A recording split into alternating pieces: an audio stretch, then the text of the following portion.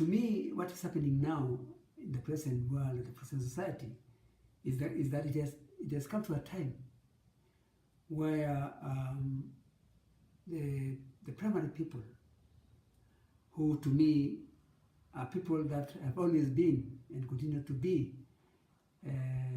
connected and in touch with nature, environment, the cosmos itself. And this connection has a lot of vibration that comes from the nature itself.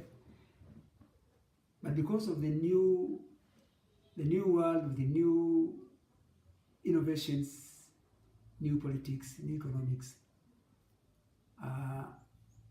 this primary knowledge of nature and cosmos itself, and the connection itself, if not preserved by documentation, by telling these stories, they may disappear. And to me, the primary people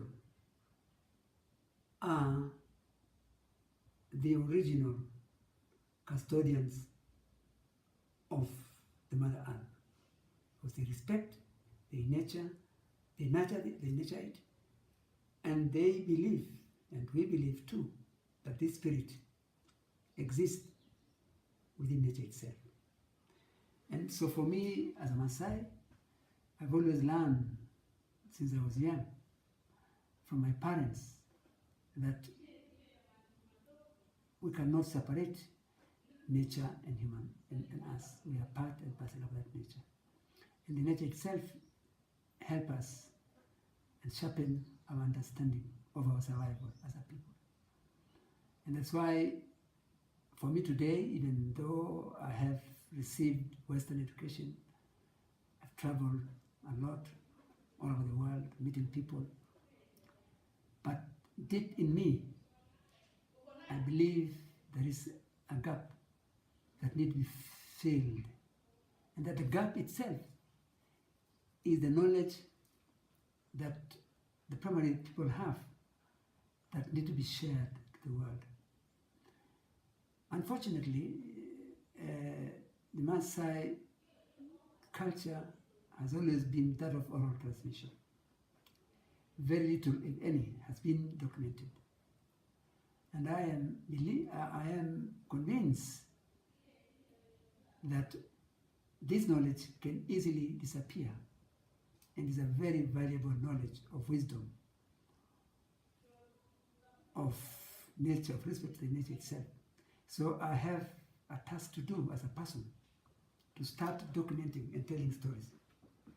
The stories I've learned from my grandparents, the stories I experience as a person now, in the present world, the contradiction between modernization, westernization, vis-a-vis traditions and cultures. Because the way I see it is that life itself is embodied in some basic cultural values that are disappearing in the Western world, in the so-called modernization. These values are basically universal values, which are based on love, peace, justice, humility, caring of one another, not being alone, being in harmony with nature and people. And these values that I'm mentioning are disappearing. And that's why there is instability in the world, because people are going for economic gains. The social fabric that holds humans together is disappearing because of the ego of individualism that a person wants, and the more he wants, the more he wants more and more and more. And the only way the world can be peaceful, if you can all of us go back to nature. And nature teaches us so many things. That we love one another, we care for one another, we have humility. You can never be alone. But today, everybody for himself. And that's why there are problems that affect the world today. Because we've run away from that human aspect of life, of caring for one another, to the egocentric concept of business and greed. There's no production, there's no manipulation of nature itself. We manipulate food, we manipulate water, we manipulate air, so we are killing ourselves.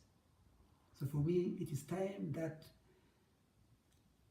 the world, the Western world, the so-called civilization should start learning from the primary people. People who have lived for years and years with nature, and they've always been happy. Yes, they might not have some of the so-called necessities of life, like good houses, clean water, property, investments, you call it, the so-called, the big wants of the person. But they're happy. Because life is not possession. You can be rich. You can be a billionaire. But you're not happy. You have a lot of stress. You don't know what to do. And yet you have everything in the world. But they can be poor. They can be the so-called uneducated. But yet they are the happiest people in the world. So what is life after all? Life is happiness, humility, love, peace, and being in harmony with others. In my community, you can never be alone. There's always somebody next to you to lean on, to support, to walk together, to eat together, to sleep together, to talk together. But when we start moving in that egocentric concept of me, we kill ourselves and the world will disappear. This is what I want to tell the world. That we need each other. Profit, production is not life itself. In fact, it's death. Because there is no end to production. There is no end to want. But happiness and love and humility is the marrow of humanity. And that's what we want to tell the world.